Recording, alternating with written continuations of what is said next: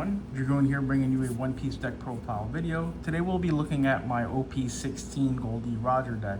I've been playing Gol D Roger for some time. I believe this might have been like the third deck I've ever built for One Piece. I did start playing during the backside of OP15, so I'm still relatively new to the game. However, this deck has been fun to play. It's very strong, and Roger being a 7k base at 10 Dawn is what attracted me to the deck. One Piece, the counter system and the defense aspect of the deck is so important, and him being a 7k base makes it hard for your opponent to just kind of like, just attach, swing for 6 and pull 2 counter from your hand. So conceptually, that's what brought me to playing Roger, and then he's also one of the only characters I actually know from the world of One Piece, because I don't watch the show, I don't read the manga. I've like read bits and pieces of it, but overall, I just enjoyed the card game. Mechanically, this game is phenomenal. But back on track, OP16 Gol D Roger. The idea is to get to 10 Dawn at a fast rate and then overwhelm your opponent with your offense and defense. So I'll go through my deck list and kind of show you my tech choices. For those unfamiliar with what Gol D Roger does, during your second sword forward, whenever you get to Dawn, he has to have one attached to him. So you'll start with 1 or 2, and then if you go first, you'll have 1 attached to him and then 2 available. If you go second, you'll have 3 available and 1 attached to him. So it kind of slows you down in ramping, because some of the ramp cards require you to like rest other Dawn or thing like that. So it was like really balanced well, in my opinion, on like getting him that way. But you can still effectively get to 10 costs without a lot of struggle, which is good. So we'll start off with the deck list now. 4 Shanks is the only searcher in the deck, really. And he searches for any Roger Pirates. And he can't search himself though, but he gives you access to, I want to say 95, if not 100% of your deck, which is really good. 4 Buggies. He is a bit of a flex ramp card, so you play him for 2.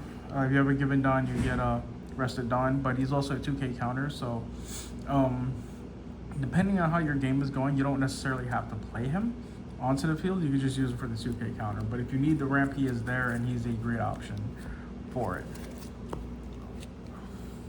4 Inuyashis. This card is okay.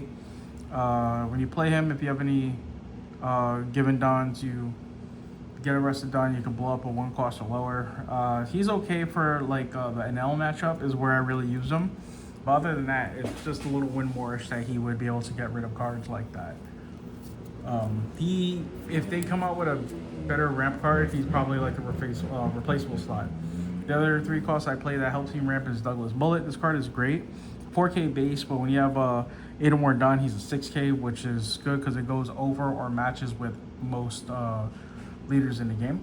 And counter, he's on color, so a lot of times you could play him and he could just sit there for a couple turns and then become an offensive threat on his own. The last 3 costs I play 4 Wasahachi. This is currently a flex slot for me. I'm trying him out.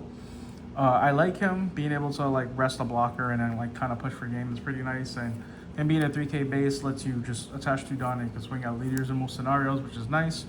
And in the case where you needing to rest something that doesn't come up, he's a 2k counter, which is lovely. Going into the only 5 drop I play 4 Odins. He helps you ramp, which is nice. And he's a blocker, 6k base, which is good. And when the game progresses later on, you can use him for offense and not just defense, which is pretty nice. The only 6 cost I play 4 Gabons. If your lead is a Roger Pirate, on play, draw 2, trash 1, and then you get a rested Dawn. So you don't need to have a given Dawn, which is okay, but you'll always have one basically with this deck. Going into the top end of the deck, I am playing 4 of the red Rayleighs and 4 of the purple ones. Now, I'm playing with this number. I might do at some point 4 and 2 of this way. I might even just play a 4-1. So this Rayleigh, and specifically I like, because he is searchable, but he's also good removal. You could play him, blow up something small, and reduce something else that's rested, and then just kind of swing into it. Like, it's searchable, which is nice, and overall he's provided some decent value to a lot of my games, so I don't know if I want to remove him, but I definitely do think lowering him is the right play. Now this Rayleigh went from a pair to a trio, and I want to play a fourth, and I'm most likely going to do this as a 4-2 split. So this Rayleigh, I will explain probably a little later when I get to the 10 cost, but overall, on play, he has Rush. You rest the 5 cost and you give yourself a Don, which is nice. So instant offense, defense removal, he's wonderful. And then the other 8 cost I play is 4 of the promo Gol D Rogers. Currently, I'm playing this at 4. I might drop this to 3. He's doing his job, which is nice. So you play him, get your leader 2,000, which makes him a 9K base into your opponent's turn. And he's a 10K body, so on the next turn, he's going to start doing some work, which is good. Now for my 10 costs. I am currently only playing 2 Gol D Rogers and 1 of the secret rare. I plan on playing this as at least as a 3 of, which means that this is probably going to go down to 3. This card, at first glance, is not that good until you actually put it in practice. And him minusing 2K from your opponent's board is broken. He does set you back 3 Don, which is where the Silvers comes into play because he is an 8 cost. So typically you would play him. Your leader gets +2, so he's still a 7K base, which is nice. And -2 from everybody on your opponent's side, so they'll have a harder time hitting you anyway.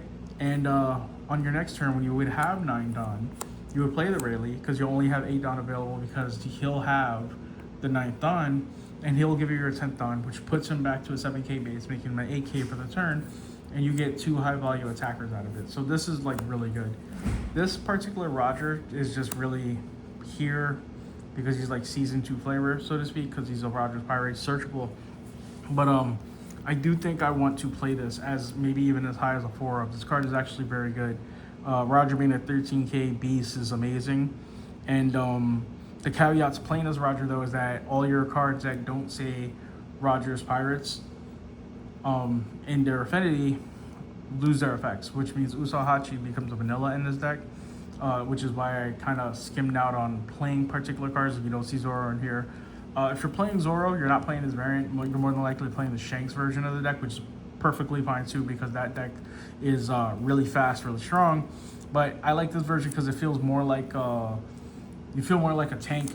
You feel more like a offensive and defensive stalwart, which is great because you don't feel as exposed if things aren't going the right way.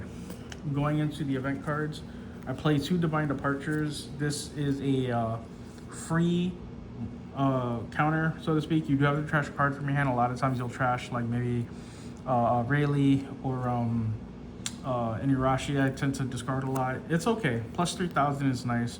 And then if you decide to play it, you can give somebody -8K, which is good because then you can use one of your little bodies to get rid of something as strong as 8K. So this has multiple purpose. It's just I don't really use the main effect a lot, but maybe I should. My new favorite card, Color of the Supreme King Hockey, excuse me. Up to one of your characters or Silver's Rayleigh gets 2,000 for in the battle, and then you can rest one of your Dons and give your opponent's leader and all of their characters -1. This card is phenomenal, especially being that your leader is a 7K base. Like your opponent is going to struggle to hit that. I want to play this at 4, and I'm not kidding you when I say I love this card so much. I just bought 22 copies to play in like every red deck I own. I love this card. And then the last counter card I play is 4. Guess we'll have another scrap. You can only risk death while you're still alive. This card is great. Free ramp, which is nice. You have to have a Gol D Roger lead and a given Don, and then you rest another Don and yet another Don. So it'll multiply, and then it's a 3K, but it's a 3K to your leader only. So there's a small lack of flexibility there, but it's okay. Overall, though, this Gol D Roger deck has done pretty well in all of my testing. I play as much One Piece as I'm able to with my friends, and I want to say if I could put anything on like a tier list of like what has been the most effective, it's absolutely this. I will update this video at some point with like a newer version of it, where it's like actually done. But yeah, this is it for now. I hope you enjoyed this video. I'll be posting up more One Piece and Uni Arena at some point. Thank you for watching this video if you made it this far. Till next time.